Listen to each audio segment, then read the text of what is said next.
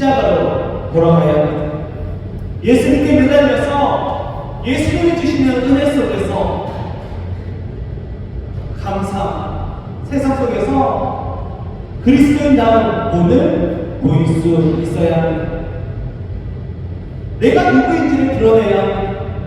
그러면 내가 누구인지를 드러내려면 내가 누구인지에 대한 정체성이 분명해야 합니다.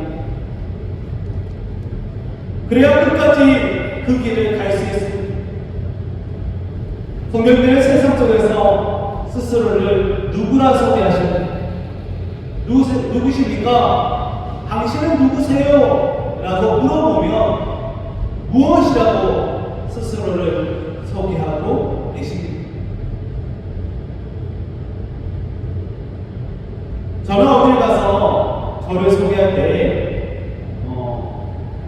자리에 따라 다르지만 최승준 목사입니다 라고 소개하는 자리들이 있겠지만 대부분은 그냥 그저 제 이름 정도, 그리고 이제는 아이들의 아빠이다 보니 한 아버지이다 보니 제 누구누구 아빠입니다, 이렇게 나의 아빠입니다, 나의 아빠입니다 라고 소개할 때가 있습니다. 그냥 이름으로 소개할 때가 많은 것 같습니다. 성령님은 스스로를 소개할 때 무엇이라고 소개를 하십니까? 대부분 누구누구의 아버지, 누구누구의 어머니가 소개의 중심이 되고, 누구의 남편, 누구의 엄마, 아내, 어디에서 무슨 일을 하는 사람이라고 자신을 소개할 수 있습니다. 그것이 당장 눈에 보이는 것이기도 하고, 스스로를 생각하기에 나를 대표하는 것이 아닐까라고 생각하는 것이겠지. 그런데 이러한 정체성을 가지고는 예수님을 전달해야 할 때, 내가 예수님을 나타내야 할 때 한계를 가질 수 있습니다.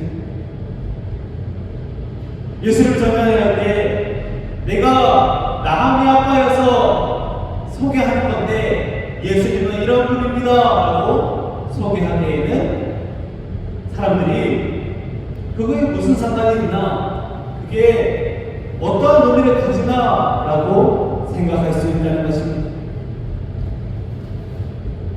그래서 우리는 정체성을 분명히 해야 합니다. 우리는 예수님을 따라가는 제자입니다. 그것이 우리의 정체성이 되어야 합니다.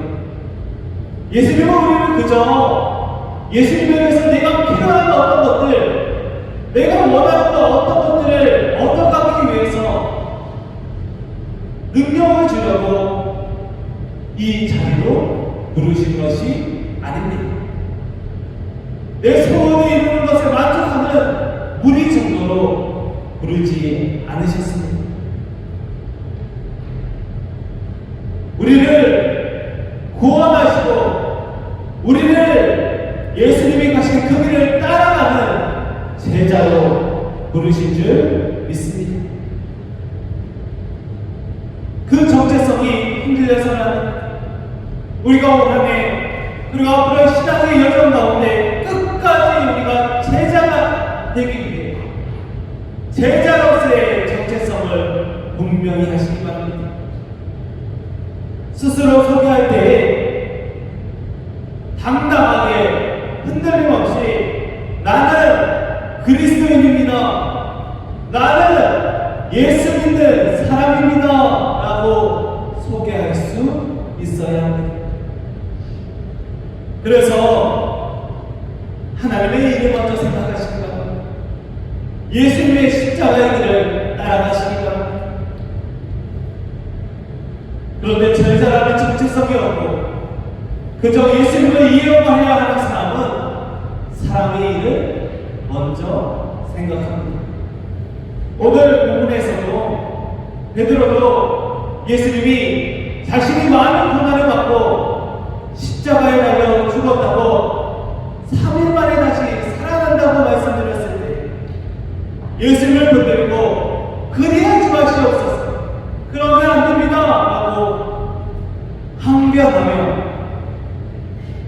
예수님을 말립니다. 동일한 본문이 마태복음 16장에 보니 베드로가 예수님을 꾸짖기까지 했다고 합니다. 그게 무슨 말씀입니까? 예수님이 이제 하신 일들이 얼마나 많은데 그렇게 한가합니다. 다윗의 나라를 세우고 내가 예수님을 통해서 이룰 것들이 얼마나 많은데 십자가에 달려 죽는 것은 말이 되지 않는다고 따지는 겁니다. 예수님의 십자가에 죽으심과 부활은 베드로가 꿈꾸던 모습이 아니었습니다. 당장 내가 생각할 수 있는 수준에 머물러 있었고 내가 원하는 것을 이루려고 예수님을 따르는 무리와 다르지 않았습니다.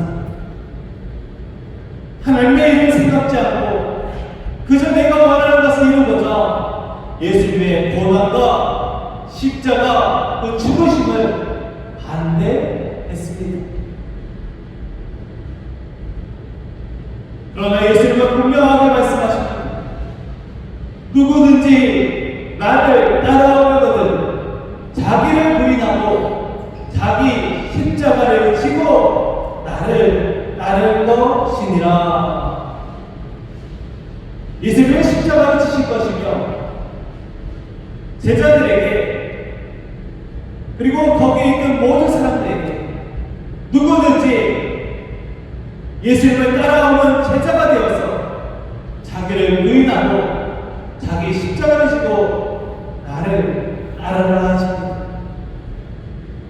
이것이 제자의 삶입니다.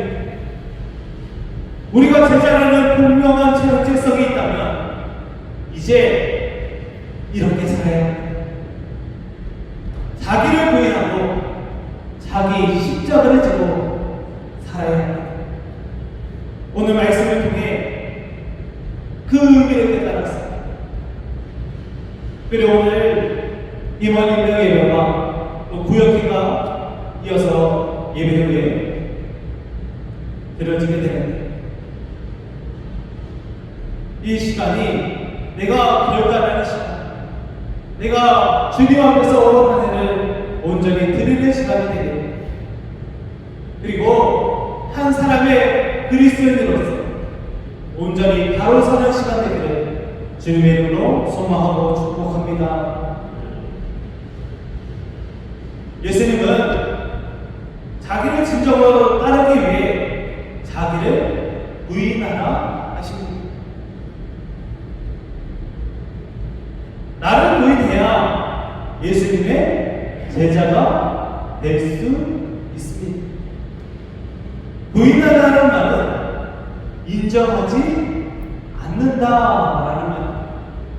그리고 그 어원을 따져보면 거절하다, 배반하다라는 의미도 가지고 있습니다. 나를 배반하고 나를 거절해야 부인할 수 있다는 것입니다. 예수님을 믿는다고 해서 있는 그 사람이 사라지는 것이 아닙니다. 말씀을 전하고 있는 최순님이라는 사람이 제가 예수님 믿습니다 라는 그 순간 이 땅에서 사라져버리거나 이 세상에서 당장 휴가가 되어서 천국으로 당장 사라지는 것이 아닙니다. 주님 부르시는 그날까지 이 땅을 머물며 이 땅에서 머물며 삶을 오늘을 살아야 합니다.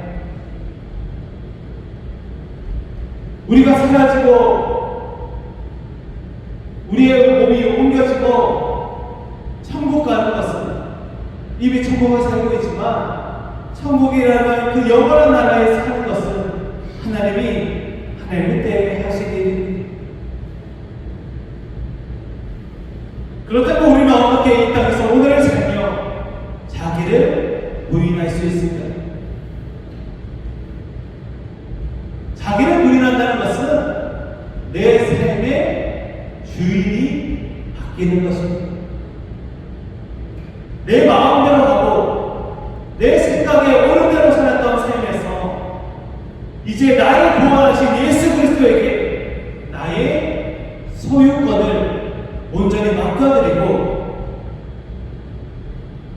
내 주인이 예수님이라는 것을 고백하는 것입니다. 이제 우리는 그리스도 안에서 새 사람이 되었기 때문입니다. 그런즉 누구든지 그리스도 안에 있으면 새로운 피조물이라 이전 것은 지나갔으니 보라 새 것이 되었도다. 할렐루야. 사도 바울의 이 고백은 우리의 고백이어야 합니다. 우리는 예수 그리스도 안에서 새 사람이 되었습니다.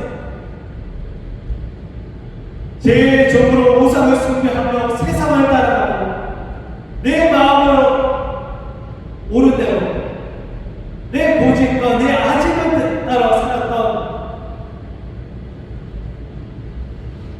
이전의 삶, 그 과거는 이제 없습니다. 예수를 믿기 전 우리가 어떠한 삶을 살았던 것은 중요하지 않습니다. 내가 세상의 주인이기에 내 모든 것을 마음대로 할 수 있었던 생각에서 벗어나 새 사람으로 살아야 합니다. 새 사람은 그리스도 안에 있는 사람입니다. 그리스도에게 내 삶의 모든 것을 맡기고 주인 삼아 살아가는 것이 바로 자기를 부인하는 삶입니다. 제자를 의미하는 헬라어는 둘로스라고 합니다. 이 단어를 한마디로 정의하기는 좀 힘들지만 가장 가까운 의미, 그 의미에서 가장 핵심, 그 말을 번역하면 바로 노예입니다. 노예라는 뜻을 가지고 있습니다.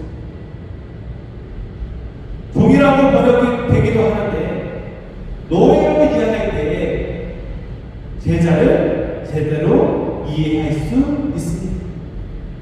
이제 우리는 예수님의 노예가 되었습니다. 좀 거북스러울 수도 있는데 그 말이 가장 적절한 뜻입니다. 이제 자기를 부인하고 내 뜻을 내세우지 않으면 못합니다. 내 삶을 예수님에게 내어드리고 예수님을 따르는 것이 우리가 제자된 예수님의 노예가 되었음을 뜻합니다. 노예는 자기의 편의를 위해 살지 않습니다. 주인이 명한 것이 있는데 자신의 편의를 위해 가리지 않습니다. 모든 것의 초점이 오직 주인입니다. 우리는 예수 그리스도 안에서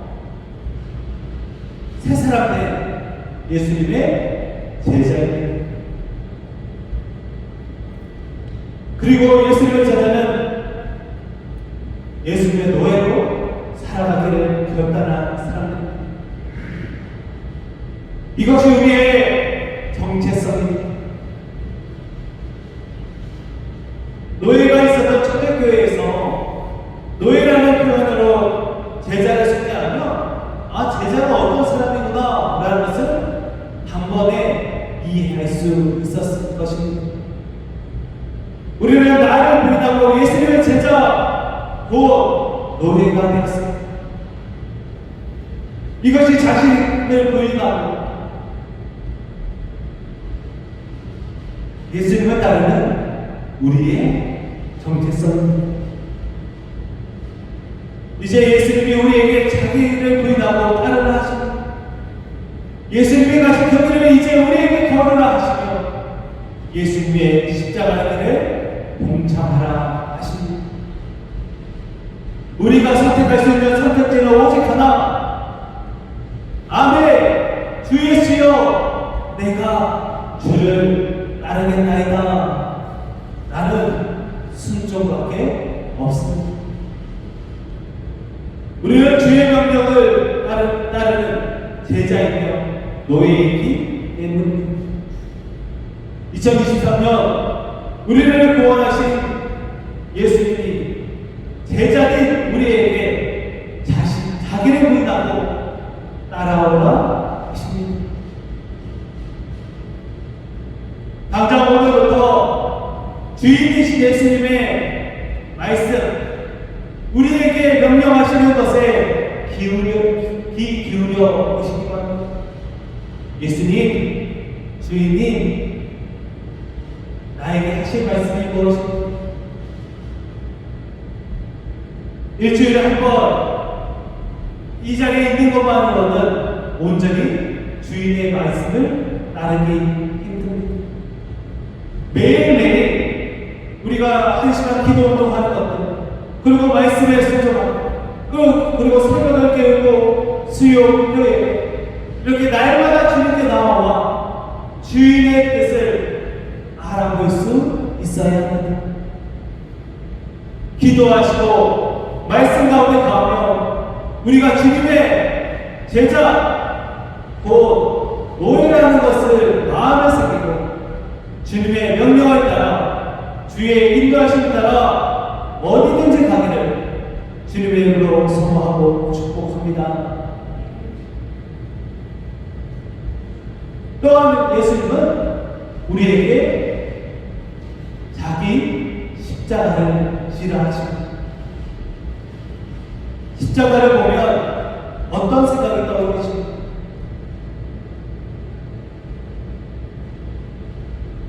요즘은 어디를 가든지 볼 수 있고 십자가를 볼 수 있고 액세서리도 하고 다니고 디자인적으로 그냥 아름다운 것으로 생각할 수도 있습니다. 2000년 전에 예루살렘에서 십자가는 죽음을 의미했습니다. 십자가를 진 사람이 죽음에서 벗어날 수 있는 방법은 없었습니다. 십자가는 곧 죽음이며 십자가를 진 사람이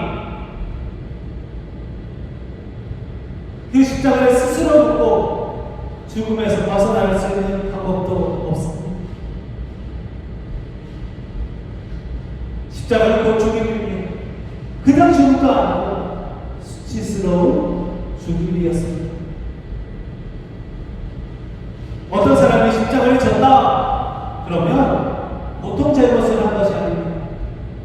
그냥 평범하고 그냥 다른 사람과 형량이 비슷한 그 정도의 죄가 아닙니다. 그게 고통을 극한 고통, 그게 나라는 고통을 오랫동안 겪고 서서히 죽어가는 십자가는 로마에서도 가장 잔인한 형벌이었습니다. 그러므로 십자가를 졌다는 것만으로도 그 사람은 죄인 중에 죄인, 가장 큰 형벌을 당하는 사람이라는 것을 뜻합니다. 예수님이 우리에게 자기 십자가를 지고 나를 따르라 하신 것은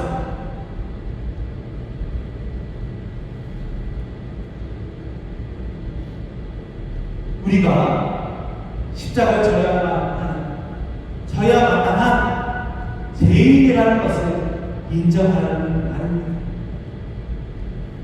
우리는 죄인입니다. 예수님이 지고 가신 그 십자가는 원래 우리가 져야 할 십자가였습니다.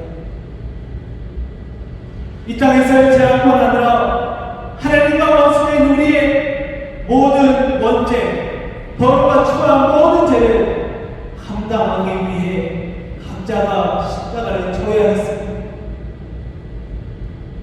그렇게 각자가 십자가를 지고 나아가야 했으면 제가 가장 큰 십자가를 져야 할지도 모르겠습니다. 그러나 죄 없으신 예수님이 우리를 위해 십자가에 달려 죽으심으로 우리의 모든 죄의 문제가 해결되었습니다. 우리가 십자가를 지는 것은 우리의 죄의 문제를 해결하기 위해 십자가를 지는 것이 아니라 예수님을 따라가기 위해 십자가를 지는 것입니다. 결국 예수님이 우리에게 자기 십자가를 지고 따르라 하신 것은 내가 가는 십자가의 길을 너희도 함께 가야 할 것이다. 그때에 너희도 죽음을 각오하고 나를 따라야 함을 의미합니다. 예수님의 제자로 살아간다는 것에 적당히는 있을 수 없습니다. 어느 정도 타협을 해서 따를 수도 없습니다. 연말에 회사에서 연봉 협상을 하듯이 내년에는 제가 예수님을 따를 것인데 이 정도 수준은 순종할 수 있고 다른 것을 힘이 들기도 하고 여러 가지 상황이 있어서 하지 못하겠다고 말하며 십자가를 질 수는 없습니다. 십자가 지는 순간 내 삶의 모든 것을 드리는 겁니다. 죽기까지 내 모든 것을 드리는 것이 자기 십자가를 지는 것입니다. 우리는 이 땅에서는 이제 죽어야 합니다. 그리고 예수님을 따라 살아야 합니다. 내 삶에 더 이상 나는 없고 예수님만 있는 것이 제자입니다. 그리고 예수님을 따라야 합니다. 내 삶에 더 이상 나는 없고 예수님만 있는 그 삶, 우리가 예수님을 따르겠다고 말하는 그 순간 나는 죽겠습니다 라고 선언하는 것과 같습니다. 예수님은 제자들에게 자기를 부인하고 자기 십자가를 지라고 하시고 자신에 대해서는 추구하고 명령하십니다. 이제 우리는 나의 욕심, 욕망, 꿈, 계획 이 모든 것을 십자가에서 죽이고 오직 우리를 구원하신 예수를 통해 내 삶을 인도하시도록 내 삶을 예수님께 맡겨야 합니다. 오늘 예수님의 명령은 그러면 좋지 않을까 하는 정도의 권면이 아닙니다. 부탁이 아닙니다. 우리가 예수님의 제자라면 반드시 지켜야 하는 안내 지침입니다. 비행기를 타보신 분들이 있다면 안전수칙이라는 것이 있습니다. 비행기를 타자마자 스튜어디스나 이렇게 승무원이 앞에 나와서 이제 사고가 일어나면 위급 상황이 오면 반드시 이렇게 하셔야 합니다 라고 알려주는 것들이 있습니다. 위에서 산소 마스크가 내려오면 쓰시고 뛰어내릴 때는 구명조끼를 꼭 착용하시고 낙하산을 어떻게 사용하고 이런 것들을 세세히 알려줍니다. 권면이 아닙니다.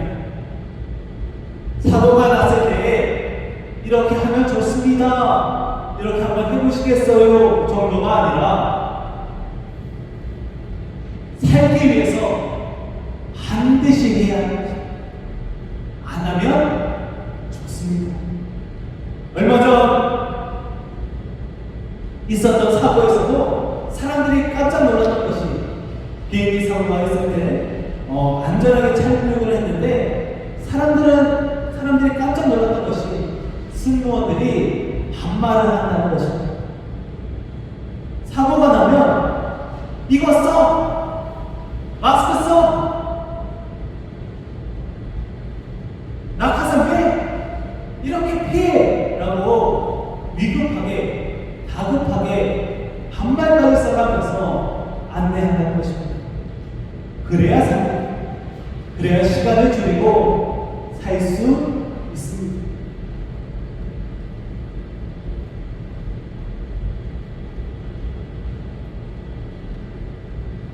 제자로 살기 위해서 반드시 지켜야 하는 지침 동일합니다.